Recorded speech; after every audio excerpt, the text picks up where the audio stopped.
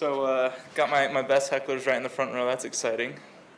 Got lovely Pope and Mr. Spicer. I almost switched two presentations and just gave yours because I'm a little more excited for that one. But we know it's late, and I'm glad y'all are here at Friday on 5. So you either have nothing better to do, or you really wanted to be here.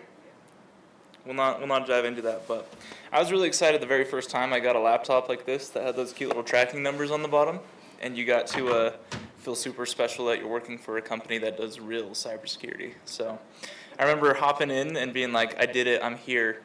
How did this possibly happen? And long story short, what I thought was an amazing application process interview turned out to just be bare bones minimum. Like, I had the training wheels on, and they thought it was cool. So I was at a small startup doing cyber threat intelligence research engineering with a man who had no business bringing him into cybersecurity, not a technical background person, but he drugged me in and had me build a program that went out and would parse, reports or PDFs and all sorts of stuff and pull out these things called MITRE attack indicators. I had no idea what he was talking about, but I was like, sure, I'll figure this thing out, hand jam it. And it was interesting that led to what I thought was like, oh, cool, I've proven myself, I can come do this cyber threat intelligence stuff you do and understand this world. I was so wrong. I was so far off. But yeah, we were at a startup. It was scrappy, it was small, and we were essentially a two-man team, or 1.15 man team, because he was qualified and I was the intern that was lucky to get in the door. So I'm going to kind of discuss that experience and walk through how there and then in my current role I've been at a place where you're a small man team, you don't have the budget, the manpower that the big companies out there have to put up a CTI program that actually can do something and be beneficial. So this is super small, I'm glad y'all are here, but because of that I'm going to probably treat this more like a classroom than just say I'm going to yap at you guys for an hour presentation kind of thing. That'd be boring. Pope's going to start doing the nods. He's going to be my nod man. So let's hop into it.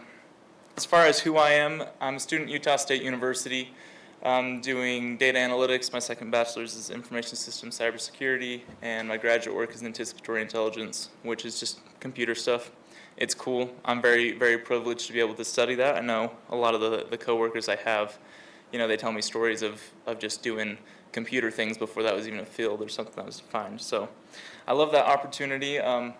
Senior consultant at Coalfire, so I get to work here with the mad lad himself, Spicer, and a few cool people in the community who have kind of taken me under their wing, and we get to work on some cool projects together that are kind of in this threat intel space. And as far as background goes, I worked at that startup. That was kind of my introduction into the world of cyber and starting to piece things together, and then did a few other gigs, did some SOC analyst stuff for a while, and then before this job I was with CrowdStrike, which is very, very different than those small startups. You're at an actual, it's probably the largest pure play cybersecurity company in the US, so it feels like something like a Palo, somebody that does it as a business, and that was very different than we know who the C-suite is at this company, we get to talk to them and interface with them. So that's where I came from, and here's my quick and dirty, what is CTI to Chandler? What does that mean?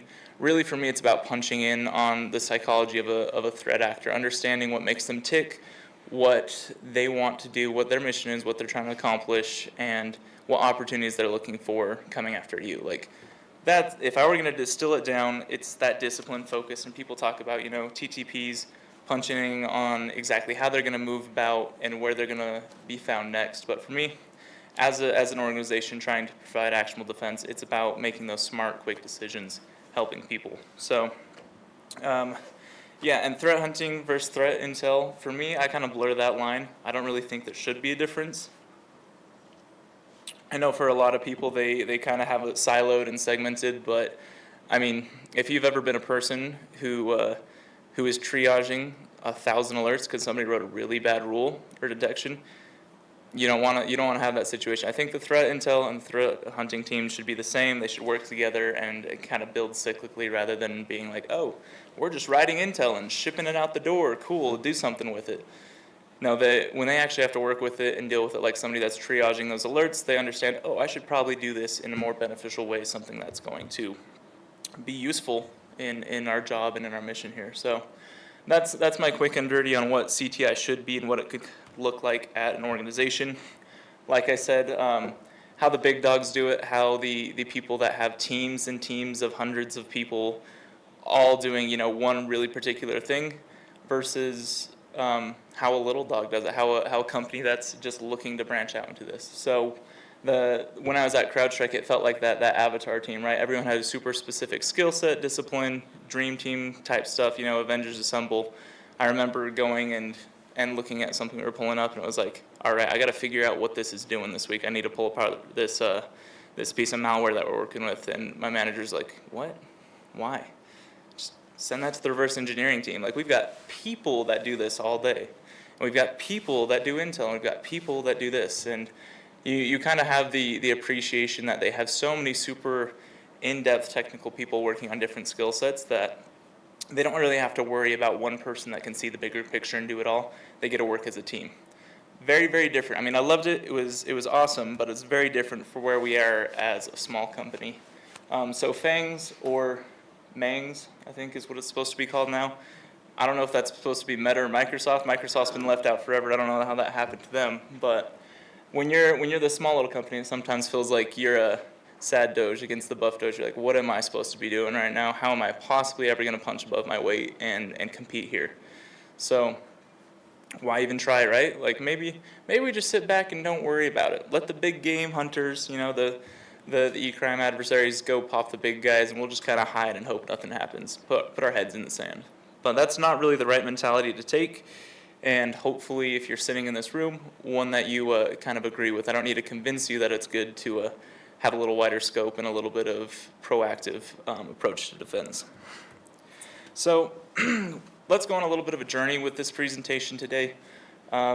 Mostly I want to focus on this program itself and how it applies through our experiences being small, being scrappy, working kind of in that startup mindset to approach developing a CTI program that does something meaningful for you. So we're going to focus on just kind of how to outline that and then how to ultimately create value, because this is a business problem at the end of the day.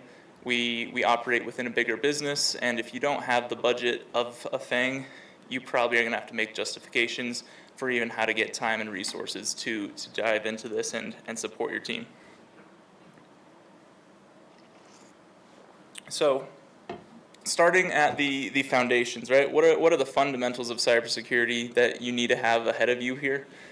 Everyone feels like they're that knight in shining armor right at the round table. We want to have that CTI program, cybersecurity program, whatever it is. But half the time, realistically, like in a business sense, that's not what we're going to have available to us. We're not going to have a blank check from our CTO saying, hey, go do it, buy whatever tool is going to make your life easier, go get the people, throw it together, make it happen. They're saying, what can you do with your salary and a little bit of extra time? Like, can we put some responsibility on your plate and please make us, get this outcome that we're looking for, pull it off. So if you are not at a good foundation, starting to jump into CTI stuff is kind of like putting the carriage before the carriage before the horse. Whatever that saying is, right? You're kind of getting ahead of yourself. If you don't have, the basic stuff that like ChatGPT would tell you, what are the top 5 best practices we should have at our organization? If you are not like patching things and having any sort of logging and monitoring and alerts, or just working with the people at your company to have good cyber hygiene, and if you're not doing your basics first, forget about starting up a CTI program and trying to go after this bigger picture things. Start with your basics, work at it there, and then once you're feeling ready, you can come to your boss and justify and be like, hey, we're doing everything that we think we can so far. We want to be proactive about this and do more with our time and amplify our efforts. And that's where they start to understand this is an actual business case. This is something that will be valuable to us in the long time. So get that squared away. I mean, understanding where you're at helps you effectively communicate to the stakeholders. Like, this is ultimately what we're looking at. This is where we're coming. This is just a thing from the cyber maturity model, understanding kind of your capabilities. Most people in this room are all going to fall under like 1, 2, or 0. So find yourself on there. I mean, more or less, it's, are you doing any CTI stuff? Are you doing the bare bones? Or are you actually starting to put some things in place that'll help do long-term strategic, like more informed defenses in the long term? It's not just a reactive, like, oh, we're doing an incident response right now on our network, and we understand where this IP is coming from because we have a little bit of information. We understand, like, oh, this is part of a botnet that we've been studying and we've learned about. You're able to focus on, okay, this is where we're at, and do we want to progress? Does it make a business sense to progress? So that's kind of what you prepare for going into those discussions with your team, with your manager, if you're a one-man team, or if you have a small security team, and you want to look at a capability like a cyber threat-informed defense program. So I kind of put 3 ideas up here for what that might look like for you and at several different companies. And you got to pick what's right, because that'll really help you shape your program and the path you're going to take and the steps you're going to go through. So if you just want to have good actionable intel, understand your own defense surface better and focus in on that, that's probably the best place to be as a small to medium business. You guys aren't, going after Mandiant's share of report writing and trying to capture, all that marketing revenue by, oh, we wrote the coolest new thing with this awesome named threat actor, whatever. You're not going after that. You want to make sure that you're focused on your team. How can we improve our time, reduce the time of like an actor dwelling in your systems or understanding your defenses better. And maybe you want to kind of start stepping into our clients, our customers. Who do we work with? Are we able to provide them anything that we're seeing and help them be more secure or more informed in their defenses? So there's kind of 3 thoughts and 3 methodologies you could go for, but they're going to vary wildly in how much resources, how much time, and how much effort it takes to establish those. So, actionable intelligence, this is my blurb on what you want to focus on. And ultimately, what you should always ask yourself, what can we do with this information? Every time you're looking at a piece of information or intel, if that cannot drive a decision or a defensive measure, refine it until it can. Don't just send stuff out the door, throw it over towards the SOC or whoever is supposed to be, working with this if you're not first making sure that it's going to lead to something actionable. Tactical, right? Sure, it's something they can do, like maybe you pass them an IP, but if it's not going to give you any tactical advantage or mitigate a threat, I mean, say it's somebody's flipping an EC2 on and off and they're reshuffling like that public IP that they're hitting you from. Cool, you can go block that, that's actionable, but it's not actually going to change anything in the long run because they're just going to come from a different box that they're spinning up.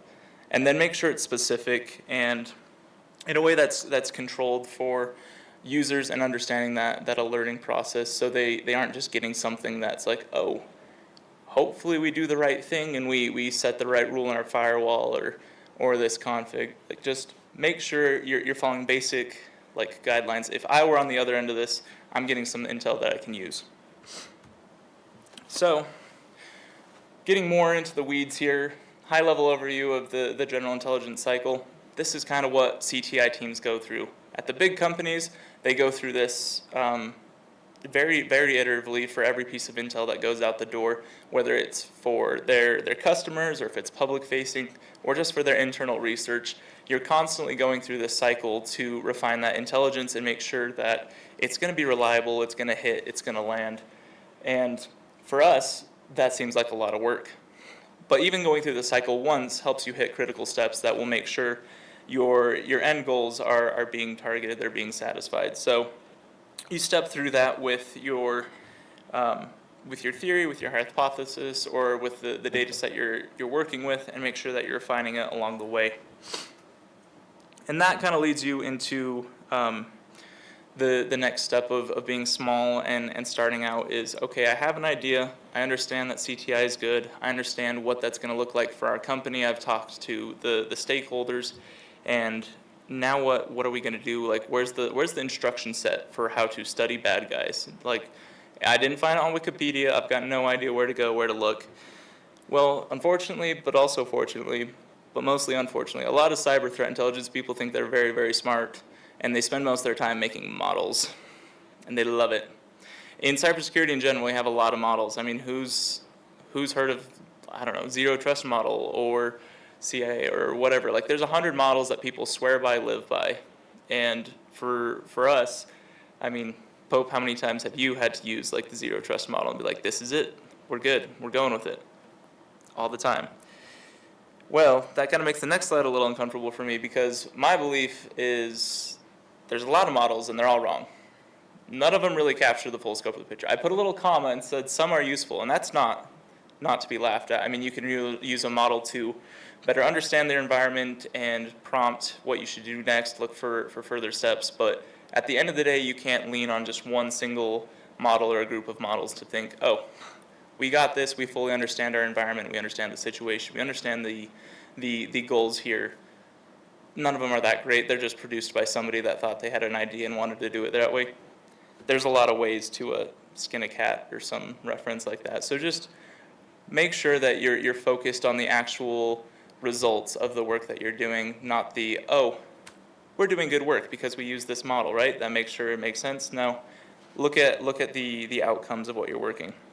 When I was at that startup and we were scrappy and young and I was walking to the door, I was so excited hearing about models, truthfully. I mean, I was like, we're doing models, we're gonna start studying models, and I was getting all bright-eyed and excited, and my mentor was unfortunately pulling out a whiteboard marker not to draw models on the board for me, but rather to draw these kind of models and talk them through. And these are the models by the people that like to kill people with models. So, I mean, cyber kill chain, that's Lockheed and Martin, I'm pretty sure. Defense contractors they were going through. I mean, the original kill chain was about warfare and at what point you can kind of shut down and stop an adversary's goals on objective, and like the further or the earlier on you can catch them, obviously the better it is for you. The OODA loop, same kind of thing. It was for aerial combat with aircrafts, like, okay, who can orient themselves quicker, understand the situation. I should read the thing. Oh, observe, orient, decide what you're going to do and act. Like, the quicker you can get through that loop, the faster you're going to be, and basically you're going to win that dogfight, you're going to shoot the other person down. So in cyber, we're like, I like that. I'm going to take this and pretend it's mine and just relabel it and call it the cyber version. Hence, models can be useful, but not that great. The principles are still the same. The underlying principles are helpful, but this is kind of the early thought methodology for how do we do cyber threat intelligence. Well, we beat the bad guy early and we're good, or we just be faster than the bad guy and we're good. That didn't really lead to long-term strategic decisions or informed analysis. So, different models started coming out because that was the solution, is we needed more models. And as a young startup or a company trying to branch into CTI, you're going to find papers after papers written about the diamond model and these other models and saying how this is the one solution that's going to solve all your problems and it's magical.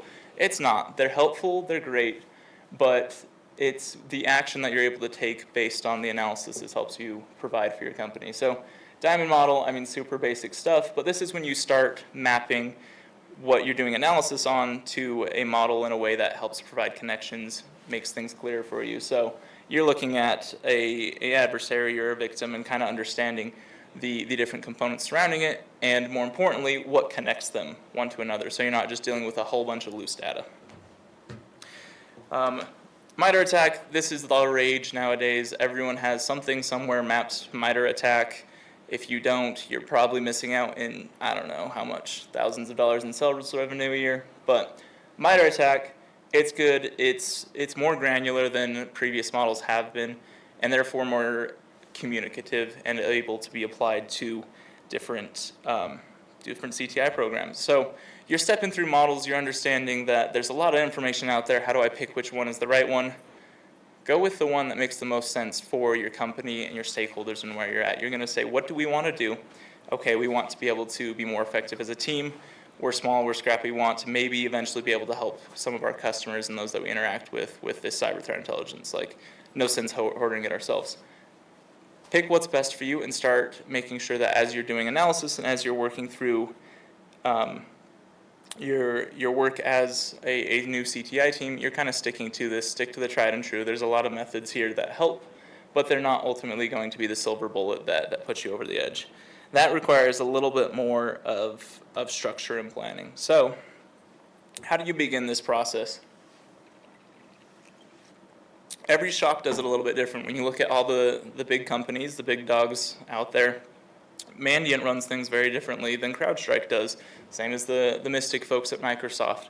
Everyone, depending on their background and where they came from, if they've been in management for more of their time, or if they've been in IR, or maybe they've just come from an Intel background in the IC, they're going to try and structure and set up this program how they think it should run.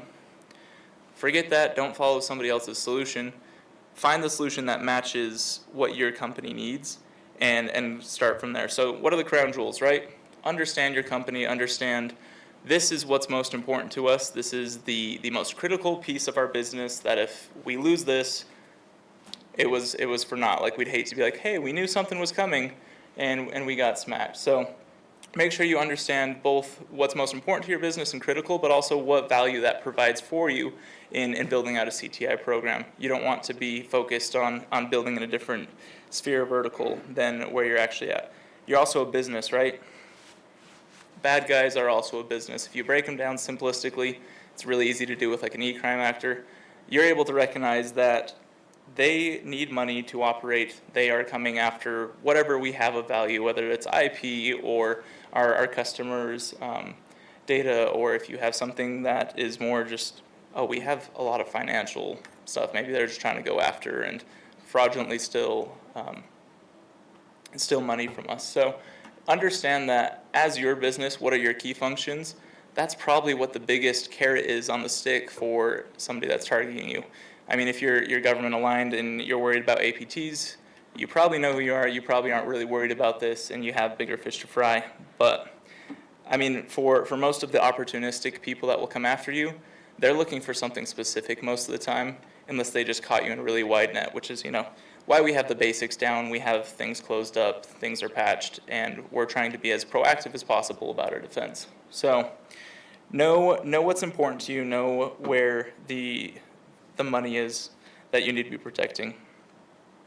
And then when you have a good idea of this, you're now able to speak to the people that deal in money and deal in these kind of things. Go talk to the bigwigs, the stakeholders in this. That's going to be, whether you're the boss of your security organization or whoever it is, you're going to meet with them and hopefully start this conversation. It'll end up going up to the people who are in charge of making decision there. At a smaller company, it's normally C-suite level stuff. It starts getting up pretty quick. But you want to be able to understand what it is exactly you're going to provide as value. These people deal in results and deliverables and value. If they're going to give you time, resources, and money, they want to know what you're going to do with that. So you need to be able to scope it to something accurate. In that startup mindset, I mean, do something agile. Go fast, but build the MVP as quick as you can. If you're doing that very first project, that first proof of concept style, okay, we're going to try launching a CTI program and see if we can do something helpful here. Make sure you focus on something that's digestible and manageable you can do, but it's also going to be high impact.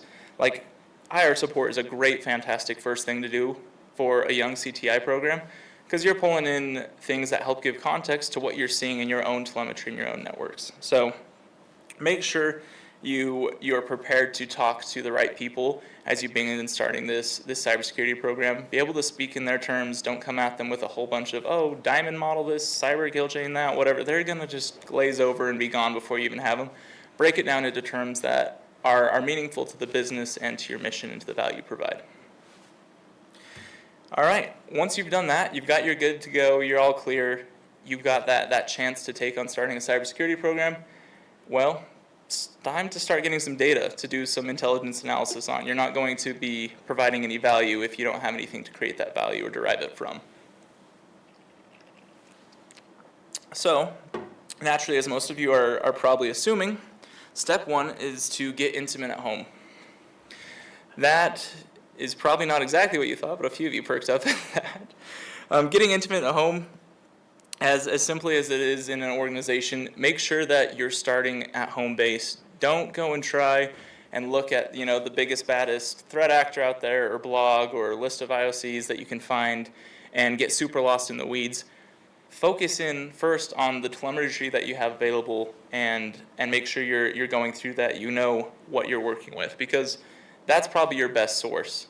A lot of other stuff out there, especially good things, are very expensive and paid for. So jump into your network logs, whatever EDR, XDR stuff you have, anything that you can have, make sure that you have visibility into your own system first, because that's going to be the data that you're going to align with the information that you're pulling from the rest of your CTI efforts, and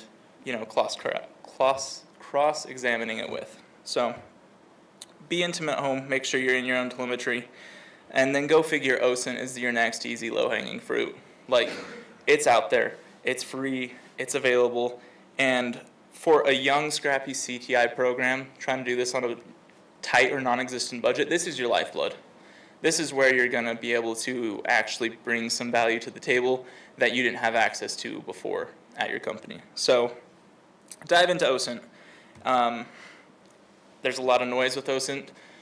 There is not a lot of great ways to handle that, especially if you let the problem be out of control, if you let it exacerbate. If you are just pulling in a whole bunch of junk and then expecting to go through it later and find the answers you're looking for, you're going to shoot yourself in both feet before you start walking. So just make sure that you're aware of getting good quality information in this search, and pulling out stuff from the web. So sourcing wise, find what's pure, right? There's a lot of things out there that are very specific to threats you might be facing. Threat feeds are so easy to dive into, or blogs. Set up an RSS feed and pull stuff in, start automating the extraction of stuff there. Whatever is going to be matching up to your particular company's values, assets, and verticals, those crown jewels that you're thinking of, make sure you're dialed in on that. What else is free and easy out there? People put out IOCs lists all the time. They're like, oh, we saw these things, they're bad. Sure, scoop it up, it's free information, make sure it's from a trusted, vetted source, and continue to validate that over time. But there is so much out there you can just kind of grab and just instantly pull in. You aren't even doing a lot of in-depth analysis on it, but you could be putting it into, okay, let's set some detection rules. If we see people coming from known malicious IPs, easy to say, let's just block them. We don't have anybody doing business or logging in from Russia actively, so we can probably just blacklist those. So CIS, it's a bunch of stuff shared out. CTOP stuff, that's helpful as you start broadening your scope a little bit more and understanding some of the geopolitical things, some of the whys behind why a country does things. You're understanding what motivation North Korea has going after Bybit for X amount of money. You're like, oh, well, I understand that it's because XYZ, the different restraints that they're facing and the hardship they have in that country and how hard we've made it on them, right? You're putting context to what you're seeing and understanding it. Dumps are easy. Go pull any of the have I been pwned credential dumps down. Make sure you're just checking against your people, virus total sandboxes. These are all things that we know of, but they're all great sources of other people are putting stuff out there for you to use that they're seeing as malicious or associated with behavior that's probably bad for you. Getting into some more targeted stuff, vertical reports. If you are a fintech company, there's a lot of fintech reports out there, right? Make sure you're paying special attention to those. They surface them up through the noise and make sure you're pulling those in and focused on them. If you can be part of like the education folks have like an ISAC, and different sectors have, information sharing agencies that are there just to provide this information. Make sure that you're focused on pulling that stuff in. Utah Saint is a great example of, for Utah-based folks, they have like a meeting, I think, every other Wednesday. By Wednesday. Twice a month, every other Wednesday, they're meeting and they're sharing information, what we're seeing, and kind of setting up this rudimentary network sharing or information sharing network for people to be able to dive in and make sure you're getting those freebies that are basically being handed out to you. So once you're collecting all those, you can start pulling information from other sources. There's a million tools out there. I didn't want to list. The really nice ones are pay to win, but we're not here to pay to win. A lot of them are just built on free and open source stuff you can go pull down and spend a little time working with and get to the point where we have CTI or we have OSINT information coming in and we're able to start doing some analysis with it. So literally just do a Google on any kind of, oh, I want to pull indicators out of this, I want to do that. Somebody's written a program, it's on GitHub. They probably even put in a Docker container for you because they're feeling extra nice. So All right. Now that we're figuring out how to get the data in, and we have a finger on the pulse, we know what's out there. What are we going to do so we're feeling more informed? Feeling more informed than ever before in the CTI journey. Like, we have data, now what?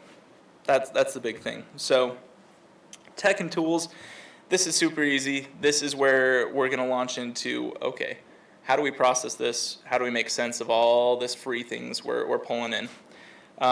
So start with what you have cooking. If you're thinking of all this data as like this big weird soup of information, backgrounds on different world events and different IOCs, different people's reports all coming out and being put together into this big mixing pot, you've got part of the picture there. You also have your own telemetry in there. Like, it's a whole mess, and how are you going to start digging into it? So start looking at what are the freebies that we have in that soup we can start pulling out and focusing on first.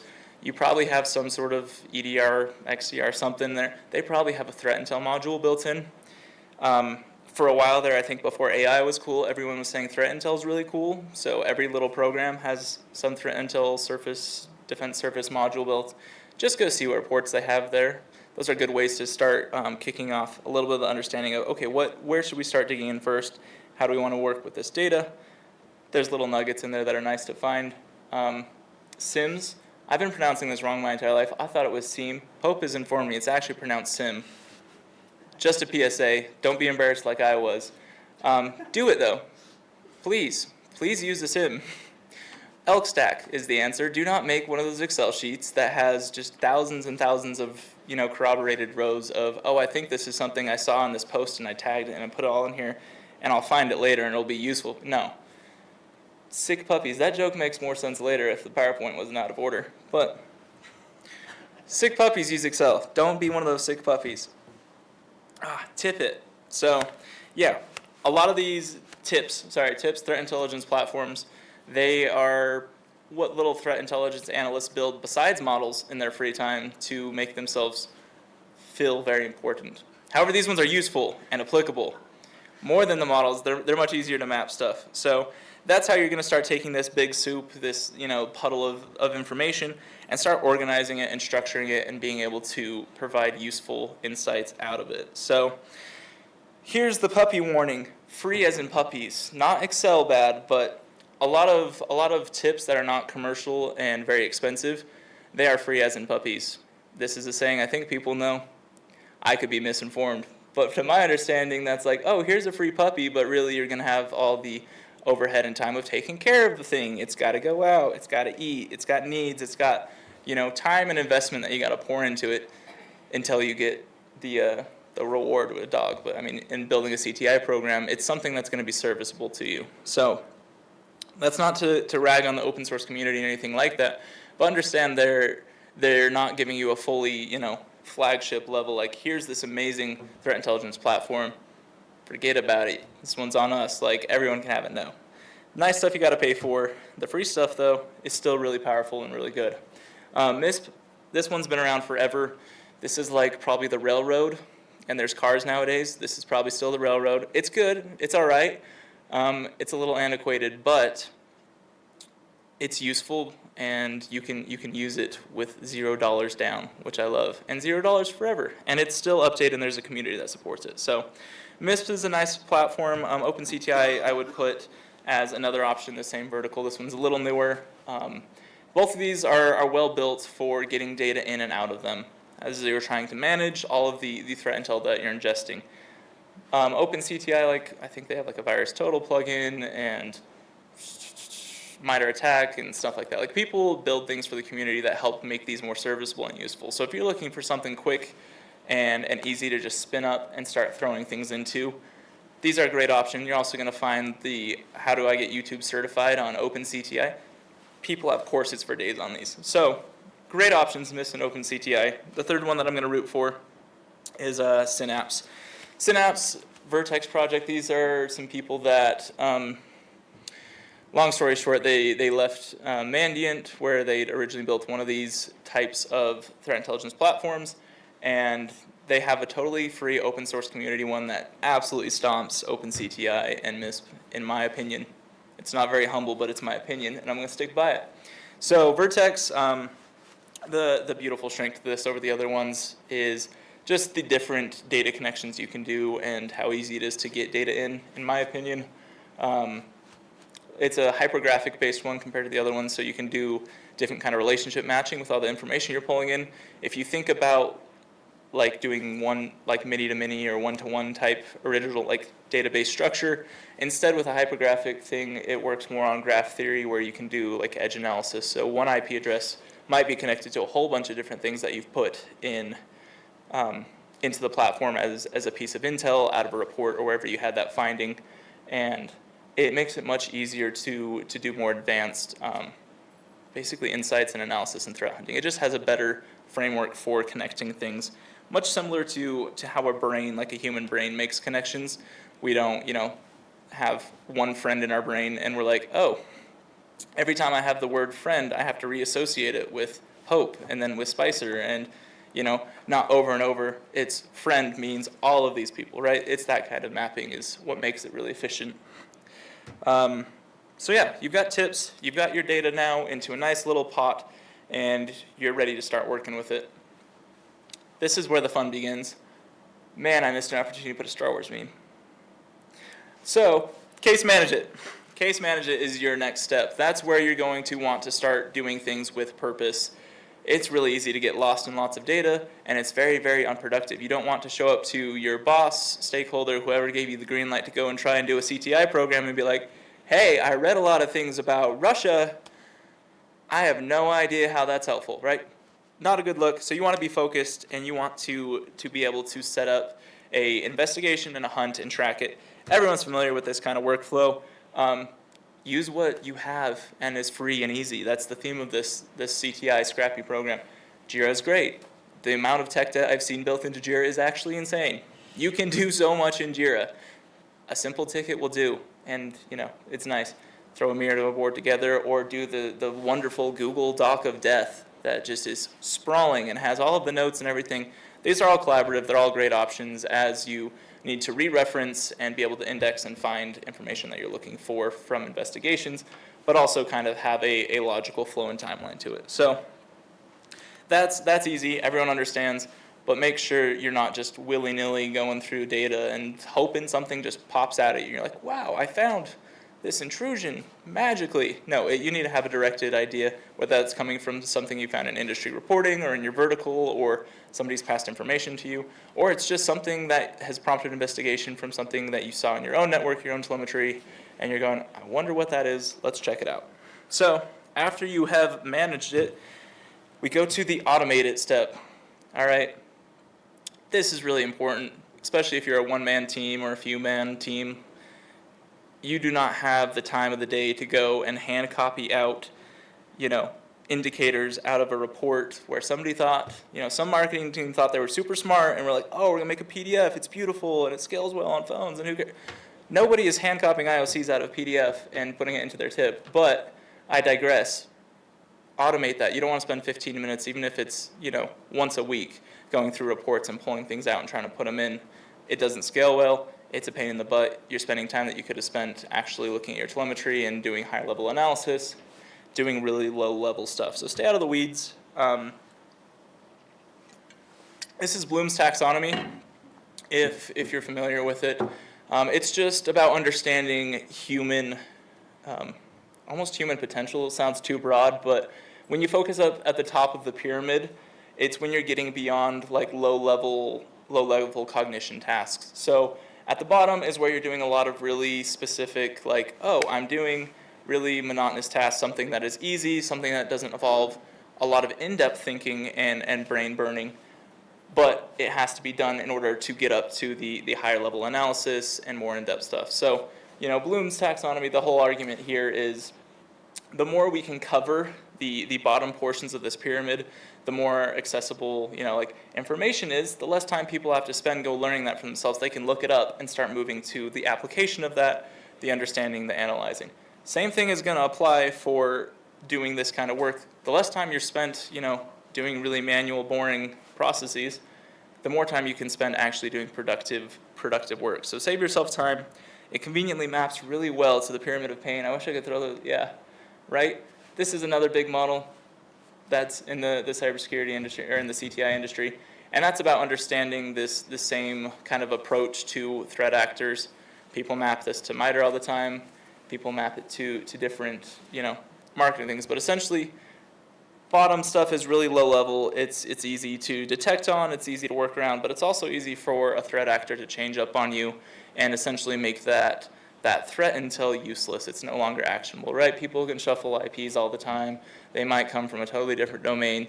These are not great, but as you're understanding more what their motives are, what their drives are, as you focus in on that, you're starting to operate more in those higher levels of cognition, really understanding your adversary and how they're going to impact and affect you. So both of these aside, that was kind of an interesting break, but it's about focusing on doing the things that help you spend more time where it's painful for a threat actor, but also much more rewarding for your time and investment.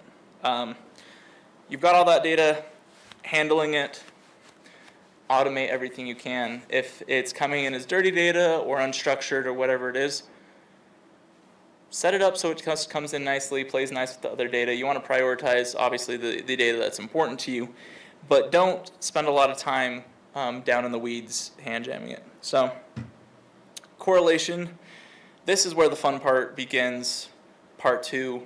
I've said that twice now. But you want to take all your data together and start actually painting a picture of what this means. What are we looking at? What is the intrusion? How do we understand what we want to do? I remember when the first time I was doing this at the company, it was like, I don't understand how this is possibly going to make any sense to me. Mr. Stark helped me out. And Mr. Stark was like, check it out. You're going to take this one little bit of information, and it's like a thread, and you're going to pull on it. And since everything's in that threat intelligence platform, it's connected together, you can start using that to pivot to other bits of information. And you go further and further, and you start mapping out a network and a bigger picture understanding of the adversary that you're working with, what you're seeing. You start to be able to understand it. And it's all because you spent the time ahead of this putting information in the right way where it's representable. You're not trying to mentally recall that one report you read and pulled stuff out of forever ago. So that is really why you want a very good threat intelligence platform, and make sure you're putting good data in. Good data in, good data out. It's the same thing with AI or training or anything that you're trying to do. Make sure that you're kind of following these steps to, when you get down to it, you're not going to waste time going back trying to fix things. So enrichment, this is another beauty of having all your data in one big place. It's so easy to, okay, when I upload some data, when I do a push from some reports that I've been reading, even better if you have that automated, you can just start having triggers go off working with that data. If it's, somebody throws something super simple, have a simple script goes out, does a whois lookup on it, pulls the location for the IP, runs it through a few different search engines, see if anyone's flagging this as malicious, right? You can pull that down as context and hook it to that piece of data so that, what was just an IP mentioned somewhere now has a bunch of things tied to it. This is what it is. Same thing if you're seeing an attack pattern or behavior, you're able to start going, okay, this is, this classification of MITRE attack and this subtype. You can start getting bigger pictures. So when you're trying to pull those threads, all the data comes together into a web, and it's much easier to understand and map to the scenario that you're dealing with. So automations save so much time here, but they're kind of a superpower in the way that you've 10x your efforts. You don't have 15 people in a room somewhere that are all doing showdown hunts or census stuff on a bunch of boxes. Rather, you just have things going out and pulling surface level stuff, and you see something interesting, you go, oh, I like that. I'm going to check that out. And you can go do a little more analysis on it and pull it. So automate where it makes sense. Pick your model. I don't really care, it's wrong anyways, but once you're into it, start thinking about how you're going to tag better, how you're going to focus in on making this usable for you. A lot of people have their ideas, their methodologies, they'll preach all day about this is what you should do. Make sure you're doing something effective for your team and something that's going to be replicated as you grow and as you return value to your stakeholders here. You'll be able to give them reports or information or work with your SOC to improve your defenses. Do what makes sense for you. And then make sure that as you're doing this, you're kind of staying aware. You're not just heads down in it thinking I'm hunting all the time, that's all I need to do. Have a good finger on the pulse. Know what's going on. Know what your SOC has been seeing and dealing with. Make sure that there's no blinders up. You think you have the one source of truth. There's a lot of people that get to that. It's very unhealthy to live that kind of siloed way. If you notice that, your friend over here, your sister company, somebody that's a competitor gets popped, look at what happened to them and start looking for those resources. Like that's a freebie for kicking off some analysis and starting a few cases. So once you've done that, end of the line, you need to be showing results, right? It needs to be actionable and it needs to be obvious what it is. If you think you're finished just the second you have all this data together and you know things now, you didn't know enough, you didn't learn enough. Make sure, like we talked about, it's actionable, it's tactical, it's going to be helpful for the team and the relative deliverable. So, yeah, assist with your IR stuff. This is small and scrappy. Make sure you're getting into it. If it's updating controls and permissions or configurations, whatever you're finding, make sure that's going out. And that's where you come to the communicate it bit. For those of you who don't want to communicate it, that's fine. You can forget everything else you've learned so far today, like in this presentation. If you're not going to talk to the stakeholders, talk to the people that need to know about the work you're doing, you might as well have not done it in the first place. There's no sense to it. So who are you going to talk to? Make sure you're talking to the right people. If you're dealing with ghosts, you're going to call the Ghostbusters, right? Everyone knows that. If you're dealing with something bad that you're seeing, talk to the right team. Sometimes that's as simple as just letting your boss know what you found or what you're working on. Sometimes it's an absence of finding. Make sure they have visibility into the work you're doing. When you're working with your network team and you have a bunch of findings, let them know. Don't be the guy that's sitting there at the organization going like, oh, yeah, I knew they were coming. I didn't say anything though. That's a great career limiting move, I think is what we'd call that. So be communicative, be very clear, and it takes a different style of communication with each respective party that you're dealing with. Like your C-suite people, you're going to have to take all of your important findings and translate it into C-suite talk, right? They need to know what is the bottom line, the business impact, what matters here to me, right? You might have 5 minutes, 15 minutes of their time, and it might not even be you. It might just be a report you write that gets passed up the ladder and somebody has to regurgitate. Make sure you're focusing on that communication and that you're making sure it's two ways. Don't just send stuff out the door like you're an intel shop and that's all you do. You're taking feedback in constantly from these different teams. If the SOC team is saying, hey, you're sending us a bunch of this stuff, can we get more of that? And you're not listening, you're not being helpful. Likewise, if you're sending them a bunch of stuff and they're going, this isn't even relevant at all, dude. We have no idea what to do with this.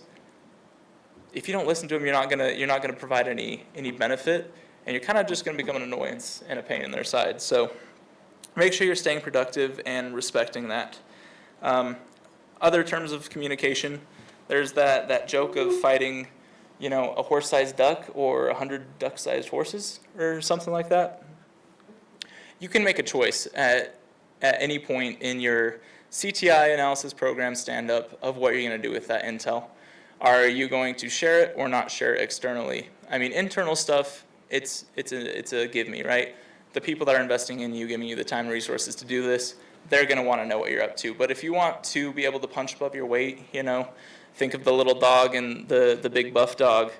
If you want to be able to try and match what the teams of hundreds and hundreds of people are able to do at top-level companies when they're doing CTI work, you need to think about how do we collaborate, how do we work with other people in our vertical in the community to be better, right? You don't want to just be siloed to, oh, I've got all the threat intel answers for us, no idea if I could help anyone out there. Like, there's probably people in a similar set of scenarios, and if they're doing the exact same thing, they can share information back with you, right?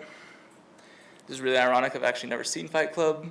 I've gotten the gist a few times, it's been recommended to me a few times, but... Yeah, we'll be watching it tonight. That sounded like a threat. Fight Club, yeah, you don't talk about Fight Club. When you eventually meet people that are also in the CTI industry, having been in there a while, there's a lot of Fight Clubs that are about. And that's because there's a real value, there's a real gain-loss proposition when you share the intelligence that you have and the intelligence you've generated. The second you go spraying stuff all out, in the public, anyone can find that. threat actors have open source capabilities too. Don't think just because you found out this new cool little way to find out what other people are up to, they can't do it as well. If you're documenting and saying exactly what they're doing and how you're kicking them out, they'll probably find that and they'll probably understand that. So sure, you might have, put some intel out there and it's good, but did you lose more value than you've created essentially? And since most of us are probably not doing, marketing campaigns like CrowdStrike, don't worry about it. But as you go to these CTI events, you'll be able to find other people and kind of make fight clubs with them. You say, you work for a film company and you're the IT guy who's in charge of all these random things and nobody gets what you do because you're in this weird little silo. You might go to another film event and meet their other IT guy that's like, dude, you actually get what I do. You understand. You build that relationship, and when something's going on and you're seeing something fishy, you can just, send him a message and be like, hey, just keep an eye out for this. We're seeing this right now in our telemetry. We think it's something like that. And he might hit you back and go, oh, thank you. That's good information. He might go, I was actually meaning to talk to you about this. We've had the exact same thing. You're able to start building these, not public dispersal or public dissemination networks for information, but private ones. A fun story about Fight Club. There was a guy that I briefly met before he absolutely got banished from the CTI community. Basically, there's a bunch of stuff that was getting shared around for some private reports. CTI people are very sensitive with the data, as they should be, when it's appropriate, when they have like the TLP red stuff on there. And some guy that was in a group chat, we didn't know who it was, there's hundreds of people in there, he just kept taking that report that was like shared out, and just pushing it to VirusTotal. And everyone was pissed. Like, who is like sending all of our stuff out every time we get this, right? This is supposed to be a fight club, it's supposed to be respected. Who is going after us every time? So, big boss man who builds all the reports and sends everything out for what everyone's seeing to kind of make it a more useful format, went through and generated unique files for every single person on that mailing list. Essentially, it was just it was a mail list. And the first guy that anyways, he got caught for having that hash on VirusTotal. The second it went up, we knew who it was. But don't betray your Fight Club's trust. Instead, use it to leverage and to propagate your CTI program and your abilities, right? Punch above your weight, be able to match kind of the strength of a bigger organization, even though you don't have those resources. So it's AI season, it's 2025. I feel like morally I'm obligated to talk about AI. Well, probably not morally, but at least if I don't, it's probably not a good presentation 2025. So how to do it tastefully. I'm a strong believer in AI as a powerful tool, but it's a terrible crutch. Like, you cannot throw your weight on AI and hope it carries you through everything and analysis, especially when it's difficult. So use it where it makes sense. Build connectors, scripts, work with APIs. Oh my. Yeah? No? Okay. I didn't know if Dorothy was a reference that would be lost here. But use AI where it makes sense. Feed it a whole bunch of documentation on some API for your tip that you're working with. Don't spend hours working on that kind of stuff, right? Use AI to accelerate that program. Build the connector and just let it run. Or if you have a script that goes out and does a certain enrichment, it's really easy to be like, hey, when I get this IP into my tip, let's put it out. Let's do a whois lookup on this. Let's pull in some additional information. So AI is useful for that. AI is really useful for, the same kind of thing you used to Google all the time or go find on Stack Overflow. You're like, hey, I broke my OpenCTI this way. What do I do? Or I'm curious about this kind of information that I'm looking for. How do I figure out more about this process, right? It's great to answer simple questions like that. And then if you want to go a little bit further, being intentional about how you're using the data, especially when you're using your own telemetry and stuff, you can start using AI for some cool stuff as far as doing data lifts and presentations. If you just want it to go pull a bunch of data out of your tip and give you a nice summary of a certain intrusion or a campaign or a set of things that you're looking at, it's also really good at that. Not for sale. Yeah, please don't. It's still AI. It's still garbage. There's so many people that just ship AI summaries of threat reports out that are terrible. I see them every day and I cry most of the days. Scaling. So scale it. Make sure you go the distance. You want to build your program modularly, right? Be able to orthogonally expand for what you're doing here. Make sure that you're tracking what matters most, and as you see success, good. Dive into that, go on it. If you're seeing blockers or things that aren't providing value to your organization, make sure you're scrapping it and kind of getting away from those type of activities, because ultimately at the point you stop providing actionable intel and results for your organization, you've stopped generating value. And you don't want to go into that space. You could still be doing things all day long and really cool analysis, but you're not meeting the expectations and providing anything of value. So make sure as you build, you're not, diving off some rabbit hole that's really not going to provide any value to you and your team. So I might have a second or two for questions quickly, and if not, I have a couple takeaways. Does anyone have a question about building a CTI program, like a startup, being scrappy? Yeah. What models would you recommend to use on your threat intelligence? On That makes sense.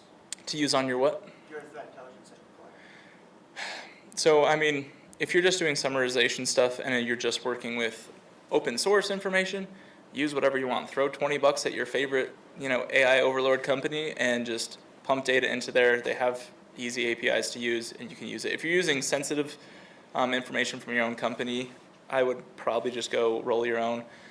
Grab your favorite thing off of Llama. Meta has great ones. The DeepSeek one, not that I've vetted it, but sounds really promising. There's a lot of local ones you can run if you've got the hardware for it, if you just want to spin something up in the cloud. But yeah, I mean, depending on what you're doing with it, most any model's great. Just be aware of data sensitivity stuff. All right, any other questions? Well, then the final things I'd say to make sure you're focused on in building a CTI program, remember to be focused in doing so, right? You're going up against people with crazy resources and crazy manpower, and you're trying to replicate that in a meaningful way. So lean into that. Lean into the community. Lean into what's out there and offered to do the best job you possibly can. Amplify your efforts. Automate everything that makes sense to automate. And for the other things, make sure you're focused at those high levels of cognition and doing the best work that you can. Frameworks, yeah, they're not gospel. Don't worry about it. Don't stress if you're not meeting all the criteria. Do what makes the most sense in the context of your business and generating value. And that's how you're going to be able to achieve goals and do this iterative cycle of building out your program throughout time. So that's all I have. Thank you guys very much.